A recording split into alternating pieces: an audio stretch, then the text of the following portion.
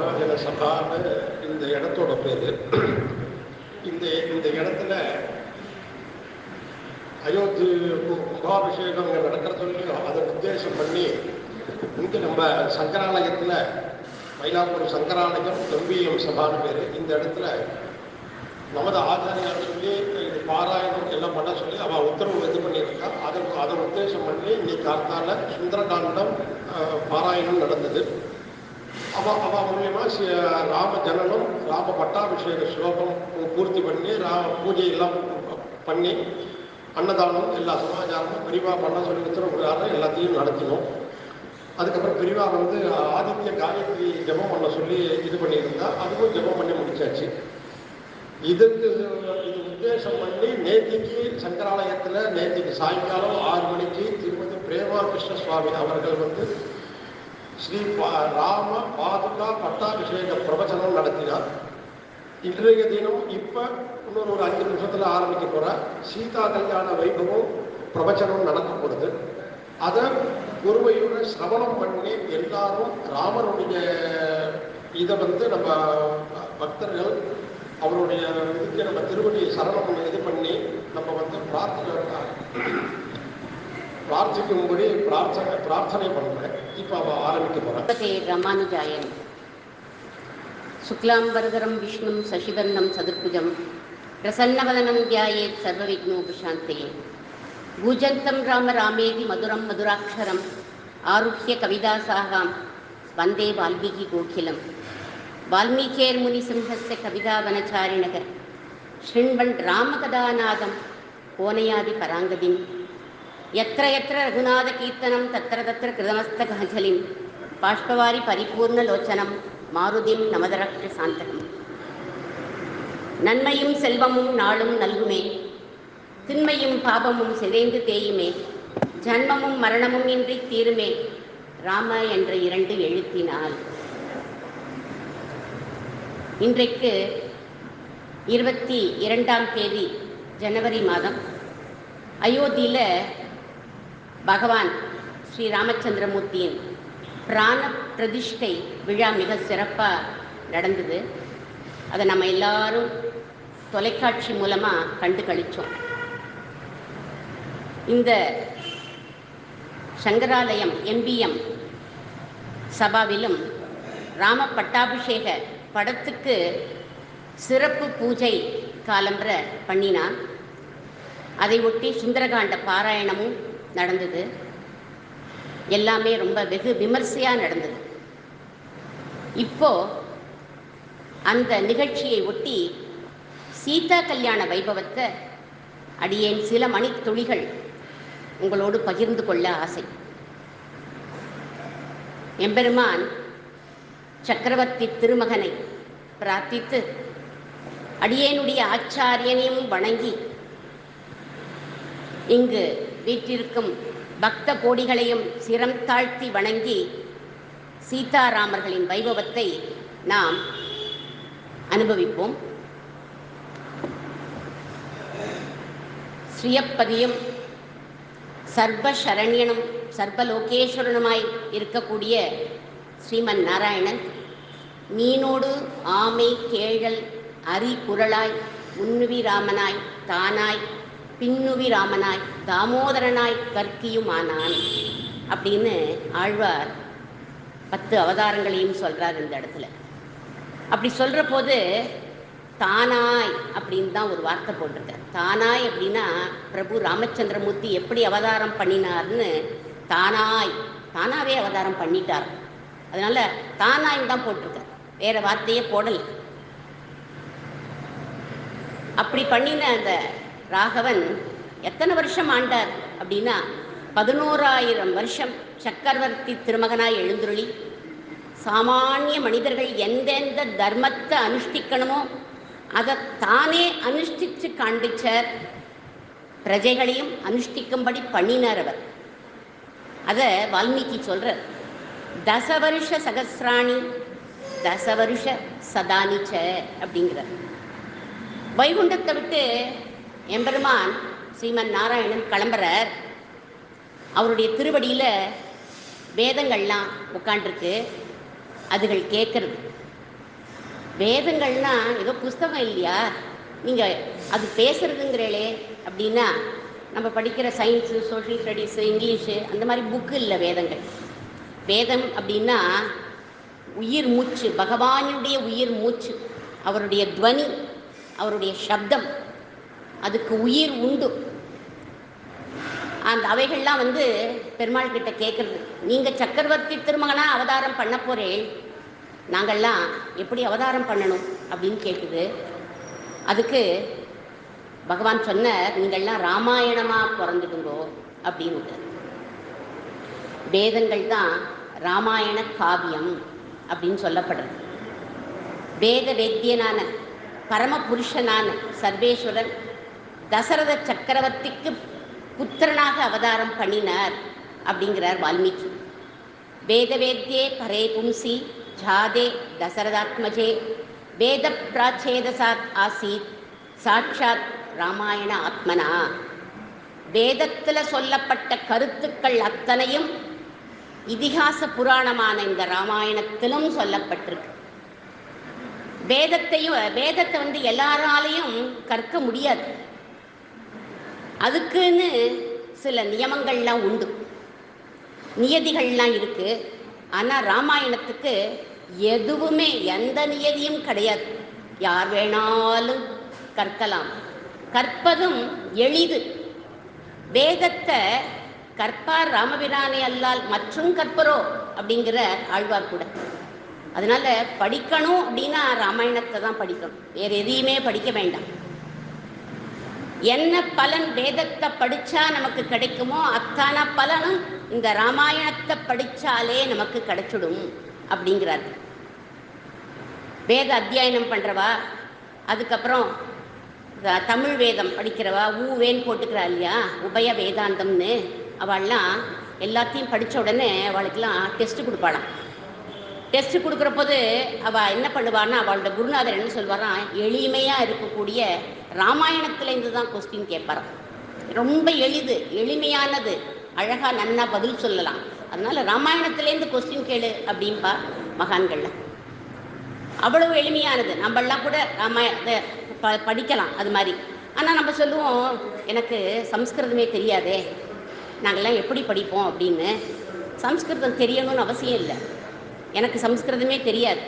தெரியாமையே இந்த உபன்யாசம் பண்ண சம்ஸ்கிருத ஸ்லோகங்கள்லாம் கேட்டு கேட்டு அதோடைய அர்த்தங்களை புரிஞ்சுட்டு எனக்கே இப்போ ஆட்டோமேட்டிக்காக சம்ஸ்கிருதம் வர ஆரம்பிச்சிடுது. அப்போது சம்ஸ்கிருதம் தெரியலையேன்னு கவலைப்பட வேண்டாம்.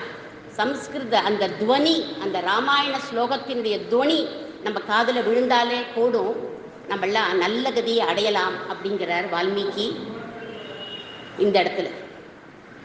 அதனால அந்த ஸ்லோகத்துடைய துவனி காதில் விழணும். அதுக்காக தான் இன்னைக்கு காலம்பர சுந்தரகாண்டம் பாராயணம் பண்ணுற போது எதுக்கு ஒரு 10 நிமிஷம் உட்காண்டோம், அந்த துவனி நம்ம காதில் விழுந்தாலே போரும் அப்படிங்கிறதுக்காக.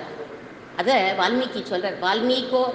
வால்மீகேர் முனிசிம்ஹஸ்ய கவிதா வனச்சாரிணக ஸ்ருண்வன் ராம கதாநாதம் கோனையாதி பராங்கதியும். ஸ்ருண்வன் காதால் கேட்டாலே போரும். பாருங்க, இப்போ ஸ்லோகம் சொல்கிறேன், உங்களுக்கு புரியாமல் இருக்கா? ஸ்ருண்வன் ராம கதாநாதம், ராம கதையை ஸ்ருண்வன் காதால் கேளுங்கோ, கேட்டால் என்ன கிடைக்கும்? கோனையாதி பராங்கதியும், நல்ல கதி உங்களுக்கு கிடைச்சிடும் அப்படின்னு வால்மீகி சொல்கிறது. அவ்வளவு முக்கியம் இந்த ராமாயண காவியம். ராமாயணத்தில் தர்மங்கள்லாம் விஸ்தாரமாக சொல்லப்பட்டிருக்கு. சமுத்திரமிவ ரத்தநாட்டியம் சர்வசுத்தி மனோகரம் அப்படின்னு சொல்லுவாள். ஒரு சமுத்திரத்தில் ஒருத்த மூழ்கிறான், எல்லா ரத்தனங்களையும் ஒரே தடியாக அவனால் அள்ளிண்டு வந்துட முடியாது, கொஞ்சம் கொஞ்சமாக தான் எடுத்துகிட்டு வர முடியும். அது மாதிரி ராமாயணத்தில் பல விஷயங்கள் சொல்லப்பட்டிருக்கு, கொஞ்சம் நஞ்சம் இல்லை. அத்தனையும் ஒரே தடவை நம்மளால் கிரகிச்சிக்கவே முடியாது. இந்த தடவை இந்த பாயிண்ட் சொல்லிட்டோம், நமக்கு தெரியும் அப்படின்னு இல்லை, இன்னும் வேறு ஏதாவது பாயிண்ட் கிடைக்கும், அந்த பாயிண்டில் பேசலாமே அப்படின்னு தோணும். அதனால அவ்வளவு ரத்தனங்கள் அதில் கொட்டி கிடக்கு. அதே மாதிரி தான் ராமானுஜர் கூட ராமாயணத்தை எத்தனை தடவை கேட்டார் அப்படின்னா 18 தடவை போய் கேட்டார். 18 தடவை யார்கிட்ட போய் கேட்டார் அப்படின்னா, அவருடைய ஆச்சாரியன், அவருடைய மாமா திருமலை நம்பிகள் அவர்கிட்ட போய் 18 தடவை காலக்ஷேபம் கேட்டார், ராமாயண காலக்ஷேபம். 18 முறைன்னு எப்படி கேட்டார் அப்படின்னா அதே அர்த்தம் சொல்லலை. 18 தடவையும் 18 விதமான அர்த்தங்களை அவர் சொன்னார். பிரபு ராமருடைய குணங்கள்லாம் என்னவோ அதெல்லாம் நம்மளுடைய ராமானுஜருடைய ஹிருதயத்துல குடிக்கொண்டிருக்கு அப்படின்னு சொல்ற ராமானுஜ நூற்றந்தாதியில ராமானுஜருடைய சிஷ்யரான திருவரங்கத்து அமுதனார் ஒரு பாசுரத்தில், படிகொண்ட கீர்த்தி ராமாயணம் என்னும் பக்தி வெள்ளம் குடிகொண்ட கோவில் ராமானுஜன் குணம் கூறும் அன்பர் அப்படிங்கிறார் அவர். ராமானுஜர் அந்த காலத்தில் இருக்கிற போது ராமாயண காலக்ஷேபம் பண்ணுவாராம். அப்படி பண்ண ஆரம்பிக்கிற போது அவர் ஆரம்பிச்சார்னா பிரத்யக்ஷமிவ தர்சிதம் அப்படின்னு நம்மளை எல்லாரையும் எங்கே கொண்டு போய் நிறுத்திடுவார் அப்படின்னா அயோத்தியில் கொண்டு போய் நிறுத்திடுவாராம் ராமானுஜர். ஓ, நம்ம அயோத்தியில் இருக்கோமோ அப்படின்னு நினச்சிப்பாரான். ராமர் தான் சொல்கிறார் அப்படிங்கிற மாதிரி கொண்டு போய் நிறுத்திடுவார். ஏன் இன்னைக்கும் கூட நம்ம பாரத பிரதமர் என்ன பண்ணினார், நம்ம எல்லாரையும் கொண்டு போய் அயோத்தியில் நிறுத்தி அந்த தொலைக்காட்சி மூலமாக அத்தனையும் பார்க்கும்படி பண்ணிட்டார் அவர். மகாபாரத யுத்தமெல்லாம் முடிஞ்சு போயிடுச்சு. சரதல்பத்தில் இருக்கார் பீஷ்மர். அப்போது அவர்கிட்ட வந்து தர்மத்தை உபதேசம் பண்ணணும்னு பஞ்சபாண்டவாள்லாம் வந்தார். கிருஷ்ண பகவான் தான் அழைச்சிட்டு வரார். எல்லாத்துக்குமே அவளுக்கு கூட கிருஷ்ணன் தான் இருப்பார். அழைச்சிட்டு வரார். தர்மத்தெல்லாம் இவாளுக்கு சொல்லுங்கோ அப்படின்னு சொன்னார். தர்மத்தெல்லாம் சொன்னார் அவர்.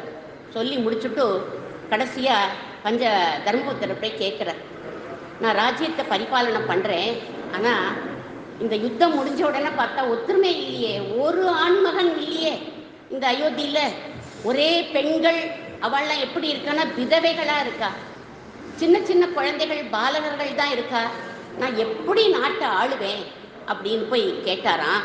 அதுக்கு தர்மபுத்திரர் சொன்னார், ஒன்றும் கவலைப்படாத தர்மபுத்திரா, தெருவுக்கு தெரு போய் ராமாயணம் உபன்யாசம் பண்ண சொல்லு. அப்படி நீ பண்ணினேன்னா தீமைகள் அனைத்தும் தானே விலகும் அப்படின்னு சொன்னாராம் தர்மபுத்திரர். அவ்வளவு ஏற்றம் இந்த ராமாயணத்துக்கு. நம்மோட வாழ்க்கையினுடைய சாரம் எது அப்படின்னா ராம கதாமிருதத்தை கேட்பதும் அதை சொல்றதும் தான் நம்முடைய வாழ்க்கையினுடைய சாரமே. அதனால தான் சதாசிவ பிரம்மேந்திராள் ஒரு கீர்த்தனத்தில் சொல்றார், பிபரே ராமரசம் ரசனே பிபரே ராமரசம் பிபரே ராமரசம் பிபரே ராமரசம்.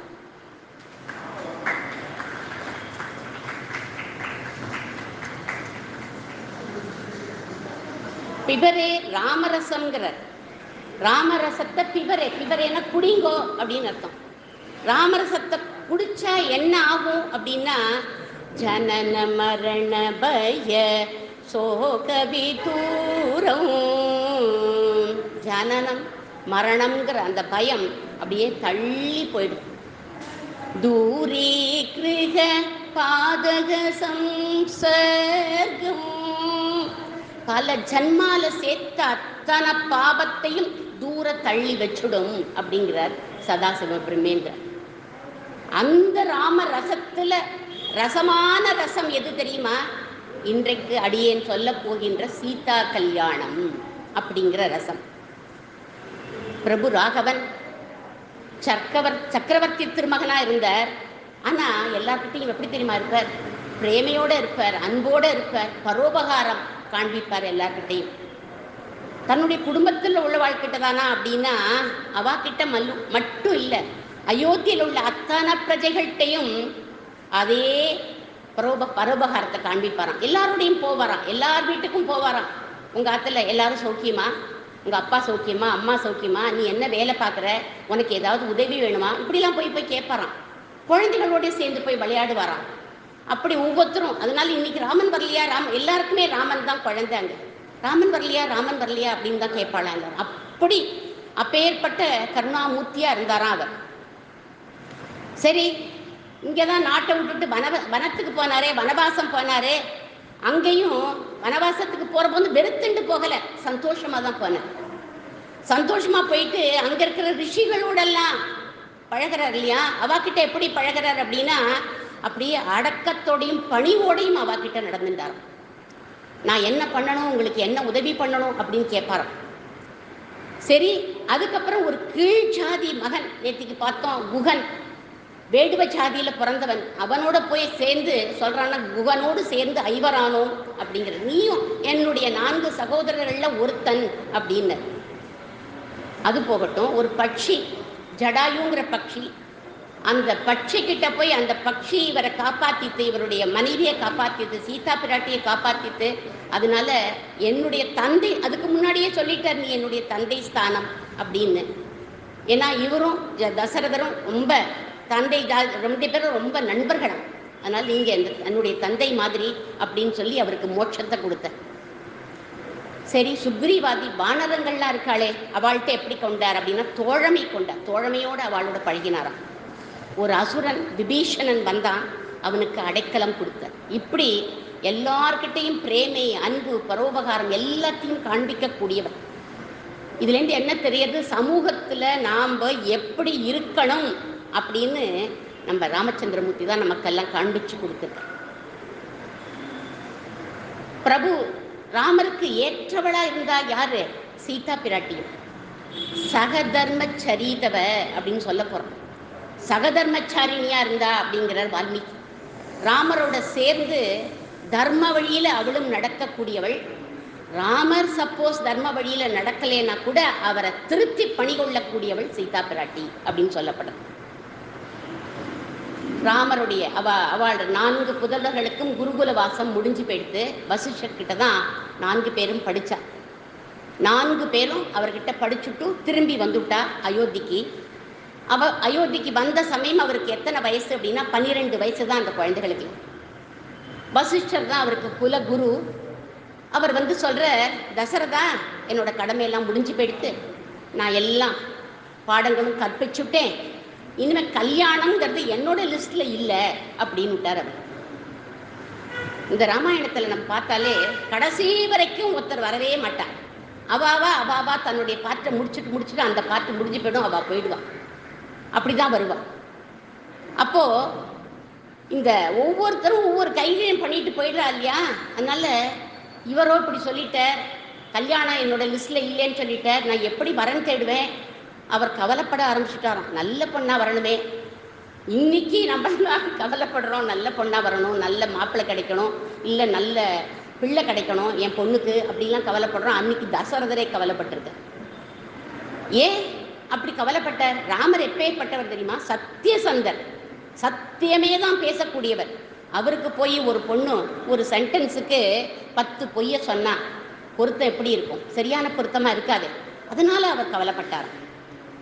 இப்படி கவலைப்பட்டுட்டே இருக்கிற போது ஒரு நாளைக்கு திடீர்னு ரொம்ப தேஜஸ்வியா அக்னி பழம் ஜொலிக்கிற மாதிரி ஜொலிச்சுண்டு வந்துட்டார். யாரு? விஸ்வாமித்திரர். அவர் தான் இவளோட கல்யாண லிஸ்ட்டுக்கு அவர் தான் பண்ணி வைக்க போறார். அதுக்காக வந்துட்டார். அதுக்காகவே தவம் இருந்தாராம். கல்யாணத்தை பண்ணி வைக்கணும் ராமருக்கு அப்படின்னு தபஸ் பண்ணினாராம் அவர் வந்துட்டார். அவர் வந்ததை சொல்ற வால்மீகி, அபியாகச்சன் மகா தேஜா விஸ்வாமித்ரோ மகாமுனிகி. தேஜஸ்வியான அவர் வரார். ஓடி போய் இவர் வரவேற்கிறார். பெரிய தபஸ்வி அவர், பிரம்மரிஷி, ராஜரிஷி. நான் ராஜா தசரத சக்கரவர்த்தி கால் மேல கால் போட்டு உட்காரல, ஓடினார். ஏன் அப்படின்னா என்னுடைய இத்தனை கோடி ரூபாய் சொத்தும் விஸ்வாமித்திரோட ஞானத்துக்கு முன்னாடி, அந்த சொத்துக்கு முன்னாடி ஒரு திருணம்னா புல்லு அப்படின்னு சொல்லிட்டு ஓடினர். ஓடி போய் எப்படி வரவேற்கிறார் அப்படின்னா அர்க்கியம் பாத்தியம் எல்லாம் விட்டு பெரிய மாலையை எடுத்துட்டு போய் உயரமா மேலே ஏறி போடுறாராம். ஏன் மேலே ஏறி போடணும் அப்படின்னா அவ்வளவு உயரம் விஸ்வாமித்திரர், நல்ல உயரம். அதனால தன்னுடைய மனைவிகளெல்லாம் கூட்டிட்டு போய் அவரை வரவேற்கிறார். நம்ம ஒரு விஷயத்த நினைச்சுட்டு கவலைப்பட்டு இருக்கோம். ஆகா, இந்த விஷயம் என்ன நடக்கும், என்ன ஆகும், இவ்வளவு நடந்துருமா, முடியாதா அப்படின்னு. அப்போ நம்ம ஒரு மகானையோ இல்லை ஒரு ஆச்சாரிய புருஷரையோ தரிசனம் பண்ணும்படி நேர்ந்தா அந்த சமயம் என்ன ஆகும் அப்படின்னா அந்த காரியம் ஜெயம் அப்படின்னு ராமாயணம் நமக்கு சொல்றது. உடனே கேட்ட, என்ன வேணும் உங்களுக்கு, நீங்கள் எதுக்காக என்னை தேடி வந்திருக்கேன் நீங்கள் எதை கேட்டாலும் நான் உங்களுக்கு செய்யறேன் செய்யறேன்னு சொல்லிட்டார். ஆனால் செய்ய போகிறதில்லை அப்படின்னு ஒன்று ரொம்ப சந்தோஷப்பட்டார் விஸ்வாமித்திரர். சொல்கிறார், சதுர்சம் ராஜசார்தூல தவைதத் புவினான்யுதக மகாவம்ச பிரசூதஸ்ய வசிஷ்டௌத்யபதேசினஹ. தசரதா, நீ ஒரு பெரிய மகான்பா. மகானுடைய மதிப்பு மகானுக்கு தான் தெரியும். ராஜகுலத்தில் வந்தவன் நீ. நல்ல குரு பக்தி உனக்கு யார்கிட்ட இருக்குன்னா வசிஷ்டர்கிட்ட இருக்கு. அவர் தான் குலகுரு. அவர்கிட்ட நல்ல பக்தி வச்சுருக்க நல்ல சம்ஸ்காரம் உள்ளவன். நான் இந்த விஷயத்தை சொல்கிறேன்ப்பா, கேள் அப்படின்னர். நான் எங்கேருந்து வரேன் தெரியுமா? சித்தாசிரமத்திலேருந்து வரேன். அங்கே நான் ஒரு யாகம் பண்ணின்னு இருக்கேன். அந்த யாகத்தை பண்ண விடாமல் இந்த ராட்சசாலாம் என்னை தடுக்கிறார். பாதி யாகம் நான் பண்ணின்னு இருக்கிற போது மலம் மூத்திரம் எல்லாத்தையும், ரத்தம் சீழ் எல்லாத்தையும் கொழுந்து கொட்டி யாகம் பண்ண விடாமல் தடுக்கிறா. அதுலேயும் முக்கியமாக யார் யார் வந்து தடுக்கிறான்னா மாரீசன், சுபாகு, தாடகை இவெல்லாம் வந்து எப்படியாவது இதை தடுத்து நிறுத்தணும்னு பார்க்குறா. அதனால் அவளை அழிக்கணும். நான் பண்ணுற யாகத்தை நீ ரட்சித்து கொடுக்கணும். அதுக்காக தான்ப்பா நான் வந்திருக்கேன் அப்படின்னு சொன்னேன். உடனே தசரதர் சொன்னார், அப்படியா, நான் ரட்சித்து கொடுக்குறேன், நான் படையெல்லாம் அனுப்புகிறேன் உங்களோட அப்படின்னர். இல்லை, நானே வேணாலும் வரேன் அப்படின்னர். படையும் அனுப்ப வேண்டாம், நீயும் வர வேண்டாம். பின்ன அப்படின்னு கேட்டார். ஸ்வபுத்திரம் ராஜசார்தூலம் ராமம் சத்யபராக்கிரமம் காகபக்ஷதரம் வீரம் ஜேஷ்டம் மே தாதுமர்ஹசி. உன்னோட ஜேஷ்ட புத்திரன் காகபக்ஷதரம் வீரம் அப்படிங்கிறது. அப்படின்னா சுருள் சுருளான கேசத்தோட நின்றுட்டு இருக்கானே அவன் வீரம் உள்ளவன், அவனை நீ எனக்கு அனுப்பினா போதும் அப்படின்னார். இதே தான் கம்பரும் இதே வார்த்தையை போடுறார். நின் சிறுவர் நால்வருள் கரிய செம்மல் ஒருவனை தந்திடு அப்படிங்கிறார். 4 பேர் இருக்கா இல்லையா, அதில் கரிய செம்மல் காகபக்ஷதரம் வீரம் அதே வார்த்தையை டிரான்ஸ்லேட் பண்ணியிருக்க அனுப்பு அப்படிங்கிறார்.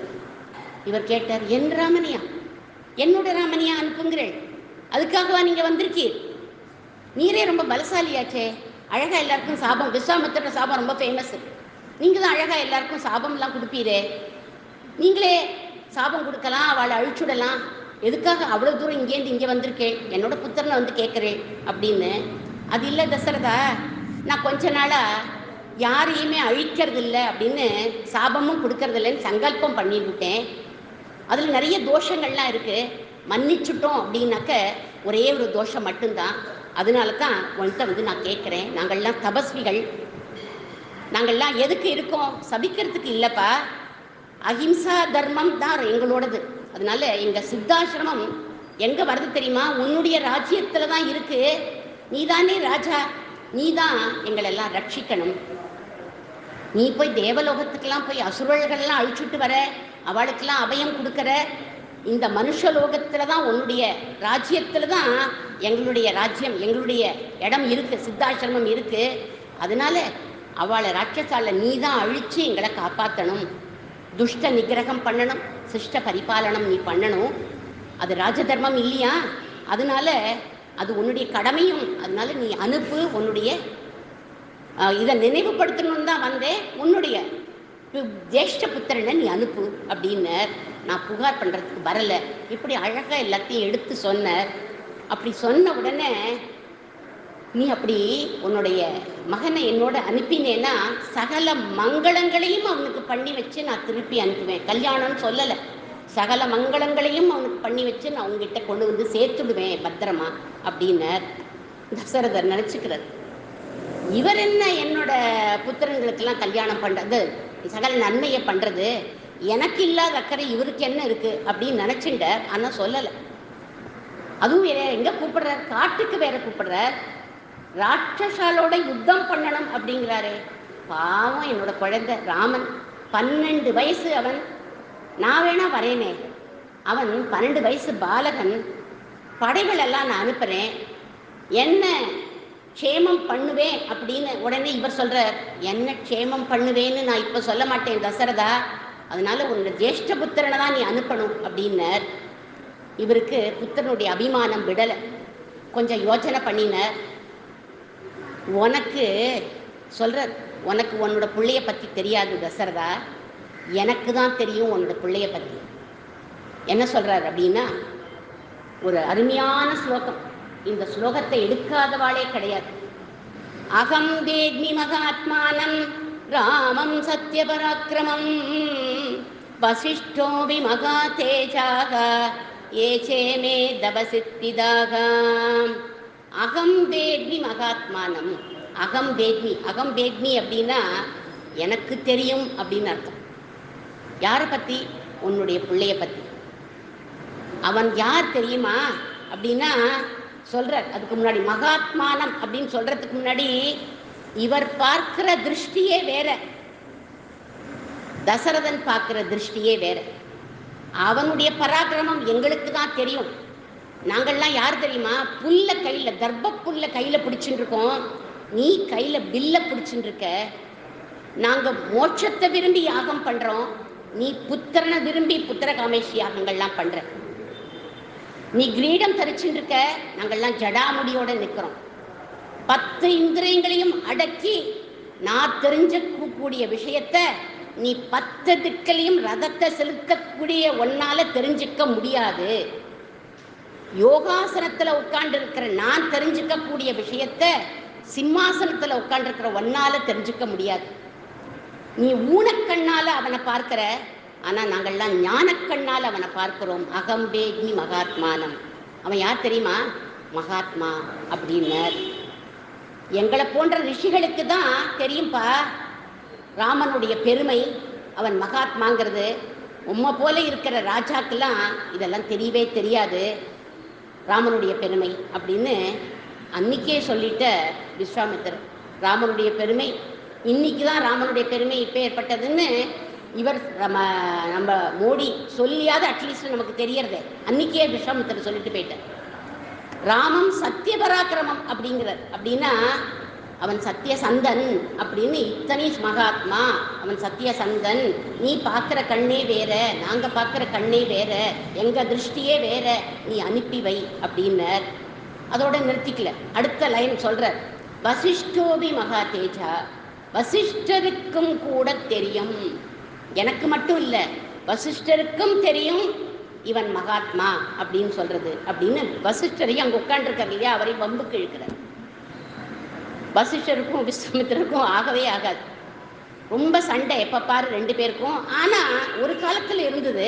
அதுக்கப்புறம் என்ன பண்ணினார், இவருடைய தபஸ் எல்லாம் போயிடுத்து, மறுபடியும் தபஸ் பண்ணி எல்லாம் பண்ணி வசிஷ்டர் வாயால் பிரம்மரிஷி அப்படிங்கிற பட்டத்தை வாங்கிட்டு வந்தாராம். அதனால வசிஷ்டருக்கும் தெரியும் அப்படின்னு வசிஷ்டர் ஆமாம் எனக்கும் தெரியும் சொல்லணுமா இல்லையா, அவர் கப்சிப்புன்னு வாயை பற்றின்னு உட்காந்துருக்கார். அதுக்கப்புறமா சொல்கிறார், அது மட்டும் இல்லைப்பா, ஏச்சேமே தபசித்திதாக அப்படிங்கிறார். நாங்கள் 2 பேர் மட்டும் இல்லை, தபஸ் பண்ணுற எல்லா ரிஷிகளுக்கும் தெரியும் ராமன் பரமாத்மா அப்படின்னு. ஏன் அவளுக்கெல்லாம திவ்ய ஞானம் உண்டு அப்படிங்கிறார். சரிதான் போய்யா, நீ இனிமேல் நான் காட்டுக்கு போய் எல்லா ரிஷியும் பார்த்து என்னோட பையன் மகாத்மா என்னுடைய பரமாத்மாவா அப்படின்னு நான் கேட்டுன்னு இருக்க முடியுமா அப்படின்னு தசரதன் கேட்டானா. தசரதா நீ காட்டுக்கெல்லாம் போக வேண்டாம், ஈமே, ஈமேனா இங்க இந்த இடத்துல அவள்லாம் இங்கே இருக்கா, இந்த சதஸ்ல இந்த சபையில அவள்லாம் உட்காண்டிருக்கா அப்படிங்கிறார். ஏச்சேமே தபசித்திதாக. இந்த சபையில அவள்லாம் எங்க உட்காண்டிருக்கா, என்ன பண்ணிட்டு இருக்கா, தபஸ் பண்ணிட்டு உட்காண்டிருக்கா. இங்க நீ ராஜபோஜனம் கொடுக்குற, போடுற, சாப்பாடு போடுற, அதனால இவனுடைய அரண்மனையில் இருக்கணும்னு அவள்லாம் இங்க உட்காண்டிருக்கல, தபஸ் பண்ணிட்டு உட்காண்டிருக்கா. அவள்லாம் தன்னுடைய மடி செஞ்சியில 4 சரக சுத்தி வச்சுண்டு அதை வேணுங்கிற போது வாயில போட்டுண்டு சாப்பிட்டுட்டு அவ இங்க தர்பார்ல உட்காண்டிருக்கா. நீ தர்பார்ல என்னெல்லாம் நாட்டியம்லாம் நடக்கிறது, இங்க என்ன டான்ஸ் நடக்கிறது, கேளிக்கைகள்லாம் என்ன நடக்கிறது, கச்சேரி நடக்கிறதா, அதெல்லாம் பார்க்கறதுக்கு அவ அங்க உட்கார்ல.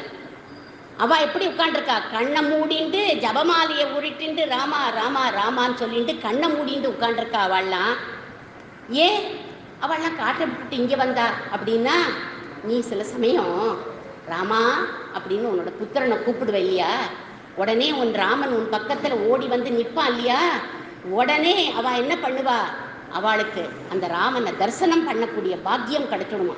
அதனால உடனே கண்ணை திறந்து அதை பார்ப்பாளாம். காட்டுல எந்த பிரம்மத்தை பார்க்கணும்னு பலகாலம் அவ தபஸ் பண்ணிட்டு இருந்தாலோ அங்க வராதவன் இங்க ஒரு க்ஷணம் நீ கூப்பிட்ட உடனே இங்க ஓடி வந்துட்டான் தரிசனம் பண்றதுக்காக வந்துருவான் இல்லையா. அவனை தரிசனம் பண்ணணுங்கிறதுக்காக இவள்லாம் உன்னோட சபையில உட்காண்டிருக்கா. நீ நடத்துற ராஜ்ய சபையில கேளிக்கை நடனம் இதெல்லாம் பார்க்கணும்னு அவ உட்காரல. நீ ராஜபோஜனம் கொடுக்குறிய அதை சாப்பிடணும்னு அவ இங்க உட்காரல. அதனால அவளுக்கும் தெரியும் அப்படின்னு சொன்னாராம். உன் புள்ள பரமாத்மான்னு சொல்லி சொன்ன. நாங்கள்லாம் உன்னோட பிள்ளையை எப்படி தெரியுமா பார்க்குறோம், சாஸ்திர கண்ணோட்டத்தில் பார்க்குறோம். நீ உன்னுடைய ஊனக்கண்ணால் பார்க்கிற, உனக்கு தெரியல அவன் மகாத்மான்னு, எங்களுக்கு தெரியும் அப்படின்னு இப்படி வியாக்கியானம் பண்ணுவர். இப்போ நான் சொன்ன அகம்பேத்மி மகாத்மானம் ராமம் சத்தியபராக்கிரமம் ஏச்சேமே தவசித்திதாகான்னு இந்த ஸ்லோகத்துக்கு பெரியவாச்சான் பிள்ளை இப்படி வியாக்கியானம் பண்ணுவார்னு கிருஷ்ண பிரேமி மகராஜ் சொல்லுவார் இந்த இடத்துல. உடனே இதெல்லாம் கேட்டான், டபக்குன்னு மூர்ச்சையாகி கீழே விழுந்துட்டான். வேஷம் போடுறான். அதுக்கப்புறம் சரி பணிப்பெண்கள்லாம் வந்தா மூர்ச்சையெல்லாம் தெடுவிச்சா எல்லாம் பண்ணினா. அதுக்கப்புறம் அவன் எழுந்துக்கணுமோ இல்லையோ, எழுந்துக்கல, பேசாம படுத்துட்டே இருக்கான். அப்படின்னா இவருக்கு பதில் சொல்லணுமே, என்ன சொல்லலாம், என்ன பதில் சொன்னா இவர் திருப்பி அனுப்பிடலாம் அப்படின்னு நினைச்சுட்டு படுத்துட்டு இருக்கான். நான் அனுப்பலை அப்படின்னா குழந்தைகள் எல்லாம் சபிச்சுடுவார், அவர் குடும்பத்தையே சபிச்சுடுவார், ஊரையே சபிச்சுடுவார், உலகத்தையே சபிச்சுடுவார், மகா கோபிஷ்டர் அவர் அப்படின்னு அவன் நினைச்சுட்டு படுத்துட்டு இருக்கான். ஆனால் கிருஷ்ணபிரேமி மகராஜ் சொல்லுவார், இந்த இடத்துல தான் விஸ்வாமித்திரருடைய பொறுமை நம்ம கண்ணுக்கு தெரியறது. ரொம்ப பொறுமையாக இருந்தார். ஏன்னா அவருக்கு தெரியும் இவரை அழைச்சிட்டு போய் கல்யாணம் பண்ணி வைக்கணும்னு தெரியும். அதுக்காக மன்னாடுறார், நீ அனுப்பு அப்படின்னு சொல்லி கெஞ்சறார். அவர் அப்படி படுத்துட்டே இருந்தார் இல்லையா. படுத்துட்டு இருக்கிற போது அவருக்கு ஒரு பதில் கிடைச்சிடுது. பதில் கிடைச்ச உடனே எழுந்துட்டு சரி இந்த பதிலை சொல்லி நம்ம தப்பிச்சுக்கலாம் அப்படின்னு பதில் சொல்ற. என்ன பதில் அப்படின்னா, ஊனஷோடச வருஷோமே ராமோ ராஜீவலோச்சனக யுத்த யோகிய தாமஸ்ய பஷ்யாமி சகஸ்ராட்சசைஹி பஷ்யாமி சகராட்சசைஹி ஊனஷோடச வருஷோமே. ஊனஷோடச வருஷம் அப்படின்னா 16 வயசு நிரம்பாதவன் என் குழந்தை. அவனை போய் யுத்தத்துக்கு போய் அழைக்கிறேளே, ஏதோ குழந்தைகளோட போய் யுத்தம் பண்ண போறான் அப்படின்னா பரவாயில்ல, ராட்சசாலோட போய் யுத்தம் பண்ணணும்னு சொல்றேளே. நான் நினைக்கிறேன் நீங்க ராமன் ஏதோ அட்ரஸ் மாதிரி வந்துட்டேன். அது என் ராமன் இல்லை, அது வேறொரு ராமன். அவன் யாருன்னாக்க பி ராமன். அவன் யாரு? பரசுராமன். அவன் தான் எப்பவும் கோடாலியும் கையுமா தெரிவான். நீங்க தப்பா வந்துட்டேள் அட்ரஸ் மாதிரி. இவன் மே ராமக அப்படிங்கிறார், என்னுடைய ராமன். இவன் கே ராமன், இவன் டி ராமன், தசரத ராமன் அப்படிங்கிறார் எல்லாத்தையும். உடனே அப்பவும் அடுத்ததா சொல்றார். உடனே என்ன சொல்றாருன்னா ராஜீவலோச்சனன் அப்படிங்கிறார். ராஜீவலோச்சனன்னா தாமரை கண்கள் அப்படின்னு அர்த்தம். தாமரை கண்கள் தாமரை புஷ்பம் எப்பவும் குளிர்ச்சியா இருக்கும். அதுபோல என்னுடைய ராமனுக்கும் கண்கள் எப்பவும் குளிர்ச்சியா கருணையோடு காண இருப்பார் அவர்.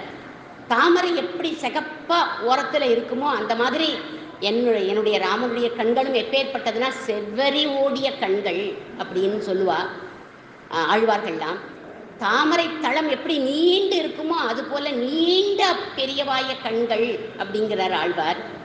தாமரையில் எப்படி மகரந்தம் ஈர்க்குமோ, மகரந்தத்தை தாமரை புஷ்பம் ஈர்க்கும், அதுபோல பிரேம மகரந்தத்தை உடையவன் என்னுடைய ராமன் அப்படிங்கிறார். தாமரை எப்படி வண்டுகளை மொய்க்கிறதோ அது போல எல்லாரையும் அவன் ஆக்கர்ஷிக்க கூடியவன். இத்தனை குணம் ராமருக்கும் தாமரை புஷ்பத்துக்கும் இருக்கு. அதனால அப்பேற்பட்ட ராஜீவ லோச்சனன் அவன் அப்படின்னு சொல்லணும்னு நினைச்ச, ஆனா சொல்லல. ஏன் சொல்லல? ஏற்கனவே என்ன பண்ணியிருக்காரு? காகபக்ஷதரம் வீரம், குடுமையை பார்த்து மயங்கி நிற்கிறார் அவர். சுருளான கேசம்னு மயங்கி நிற்கிறார். அவர்கிட்ட போய் கண்ணை காட்டலாமோ? அதனால கண்ணையும் சொல்லலை. சொல்லணும்னு என்ன பண்ணார் அப்படின்னா, ஏன் பின்ன ராஜீவலோச்சனுங்கிற வார்த்தையை போட்டிருக்கார் அப்படின்னா, சாயங்காலம் ஆச்சுன்னா தாமரை புஷ்பம் கூம்பி போயிடும், ராத்திரியில் அது மலராது.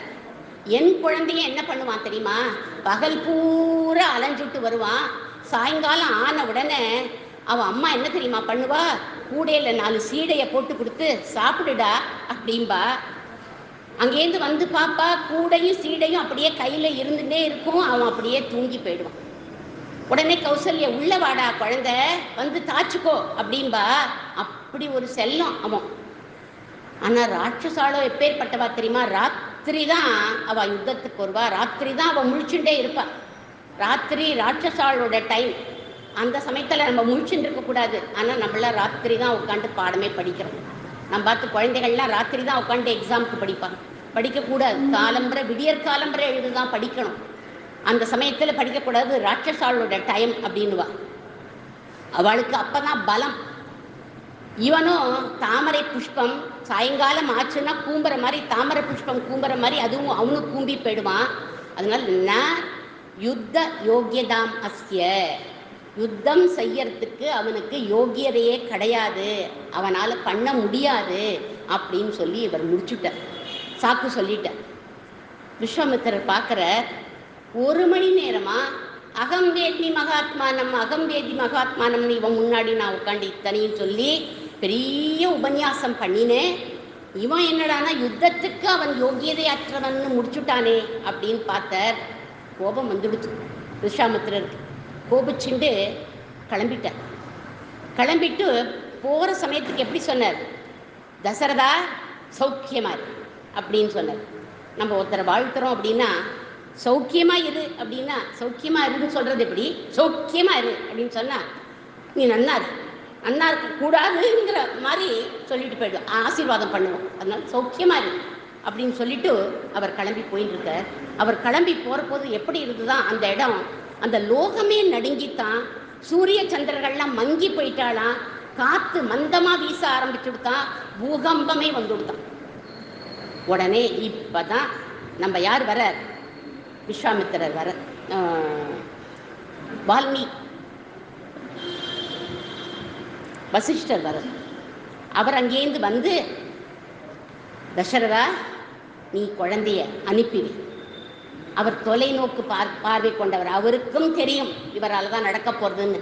அதனால சொல்கிறார், உன்னுடைய குழந்தைய அனுப்பி வைப்பா, நல்ல ஸ்ரேயஸ் கிடைக்கும் அவளுக்கு, நீ அனுப்பி வை அப்படின்ட்டு. கல்யாணம் ஆக போகிறதுங்கிறத சொல்லலை. அவர் என்ன சொல்கிறார், இவர் அஸ்திரம் சஸ்திரம் எல்லா வித்தையும் உன்னோட குழந்தைகளுக்கு, உன்னோட குழந்தைக்கு சொல்லி கொடுப்பார் அப்படின்னு சொன்னார்.